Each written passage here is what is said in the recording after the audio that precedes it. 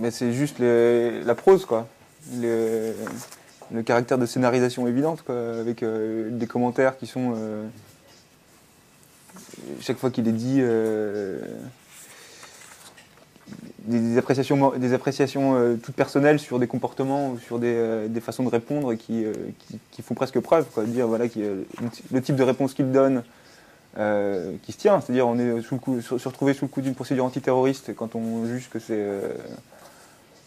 aberrant, on peut comprendre pourquoi on n'est pas particulièrement coopérant à répondre à une procédure comme celle-là.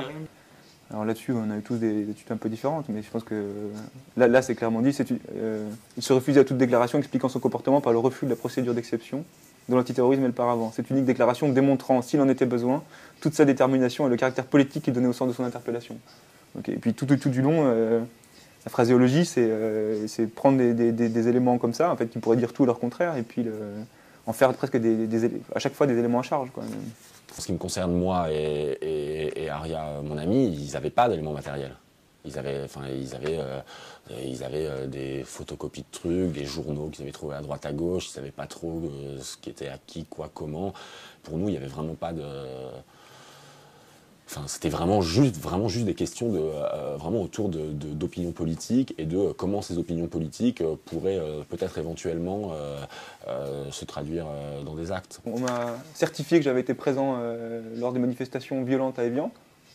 Alors là, il faudrait que je fasse un peu de recherche pour savoir où j'étais à ce moment-là, mais je n'ai jamais mis de ma vie les pieds à Évian. Alors que c'était un élément du dossier qui permettait de dire que ça faisait longtemps que je participais à des manifestations violentes.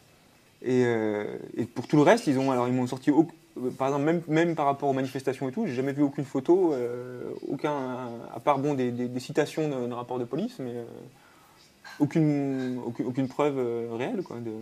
La réalité, c'est que eux, il faut partir du principe qu'eux, ils ont un schème et une matrice de pensée claire, à savoir les structures terroristes qu'ils connaissent, ETA, les Corses, éventuellement les Bretons indépendantistes, et qui sont donc effectivement des choses hiérarchisées, bras droit, cellules financières, cellules armées, etc. Et donc eux, ils veulent absolument, vu qu'ils connaissent que ce schéma-là, ils veulent absolument prendre tout le réel, tout ce qu'ils trouvent, et essayer de faire rentrer ça dans cette matrice. Et évidemment que ça marche pas, et donc ils essayent toujours plus fort, et donc c'est toujours plus pâteau et à côté de la plaque. Et par exemple, dans le rapport, tout ce qui est dit par rapport au chef, au bras droit, c'est évidemment, ça c'est complètement fou. Et franchement, là, moi je vois un ensemble d'éléments disparates qui sont réunis par les services de renseignement, et puis entre ces éléments-là, un pur ouvrage de scénarisation, quoi. Alors, on sent qu'il y a eu effectivement des moments de surveillance, mais qui sont des moments assez ponctuels dans le temps.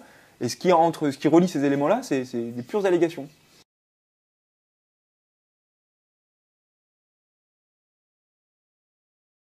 Effectivement, nous, ils nous voient sortir de chez nous, je sais pas, à 9h du soir et rentrer à 3h du matin, peut-être un peu éméché. Et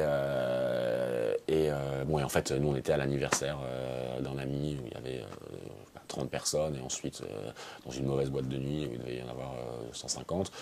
Et donc ça, c'était évidemment... Après, oui, ça, puis le truc donc, très drôle, c'est que... la raison pour laquelle ils se sont dit « Ah, bingo !»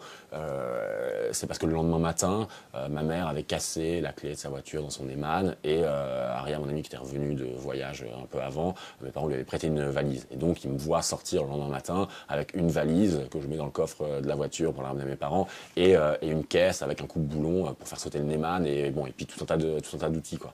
Et donc là, évidemment, ils se disent « c'est bon, on a la personne qu'on cherche ». Il y a les éléments supposés donc des filatures. Et puis, au milieu de ça, arrive avec le compte-rendu des actes de sabotage qui ont été relevés sur les lignes TGV. Et au milieu de ça, c'est-à-dire bien intercalé entre deux informations, il y a ma présence avec Gabriel et Manon dans une voiture, dans une route de campagne, à plus de... Alors, il faudrait calculer exactement, mais je pense que c'est à plus de 500 km du premier acte de sabotage. Mais le seul point commun, en fait, c'est qu'on se trouve à proximité, c'est-à-dire à l'autre bout de la France, de cette ligne de train, quoi.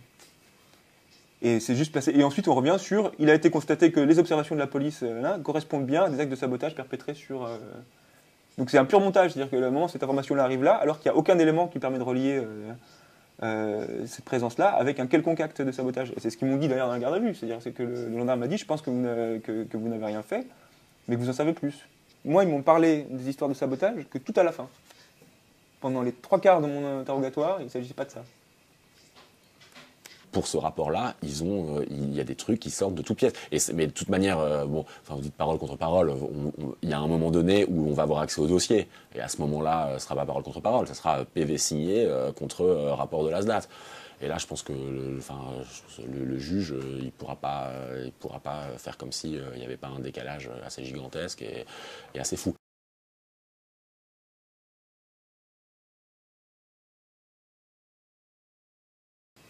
Et voilà, par exemple, impliqué sur la manifestation du 3 novembre 2008 à Vichy, où il était observé aux côtés de Julien Coupat, jouant, comme à son habitude, le rôle de bras droit de ce dernier, puis contrôlé. Donc ça, par exemple, c'est une pure allégation, parce qu'ils ont, même pendant la garde à vue, ils n'avaient absolument aucun élément qui leur permettait d'étayer cette hypothèse que je serais l'éventuel bras droit de l'éventuel chef. Donc là, ça devient comme à son habitude, alors sans aucun doute, quoi. Sans aucun élément d'ailleurs qui vienne justifier. Ça ressemble à de l'humour vaseux d'extrême droite, quoi.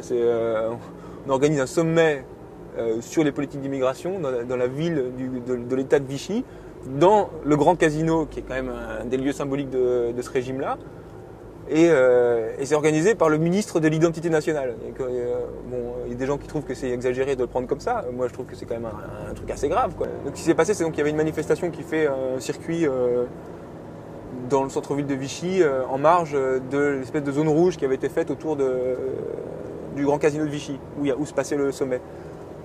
Et au cours de cette manifestation-là, il y a une partie de la manifestation qui sort du parcours autorisé et qui s'avance vers le barrage de police, quoi. Donc c'est ça le nœud du truc autour duquel ils essaient de savoir si c'était un truc planifié, organisé, par qui, comment. Et après, de savoir qui je retrouve là-bas, quels sont les gens que je connais. Et là, c'est à cette occasion-là qu'ils essaient de déterminer quel est le lien entre moi et Julien Coupat, qui me le disent avoir repéré cette manifestation-là aussi. Et donc c'est là-dessus qu'ils s'appuient pour justifier leur hypothèse. C'est là qu'elle sort, en fait, que je suis une espèce de bras droit de Julien Coupat. D'ailleurs, on le voit bien, parce que dans cette manifestation-là, au départ de la manifestation, je me trouve à côté de lui. Et je semble visiblement, selon eux, le seconder, quoi. Il y a des photos? Il y a quelque chose? Aucune photo. Alors on a vu d'ailleurs ce que ça a pu donner dans l'émission de France 2, où d'un coup cette thèse-là a été reprise pour argent comptant et qu'on montre une image de ce 10 moments de confrontation entre une partie de la manifestation et la police. On voit un personnage devant qui est méconnaissable. Et là, d'un coup, il y a un gros rond, et ah oui, le chef de la cellule était là à ce moment-là. Puis on dit, voilà, c'est monsieur Julien Coupat. Parce que pour quiconque a été là-bas et l'a vu, c'est bien que c'est pas lui, quoi. Je pense que pour qui a déjà aperçu cette personne et qui voit ce truc-là, c'est que c'est. Enfin, je pense que même la police peut pas croire ça.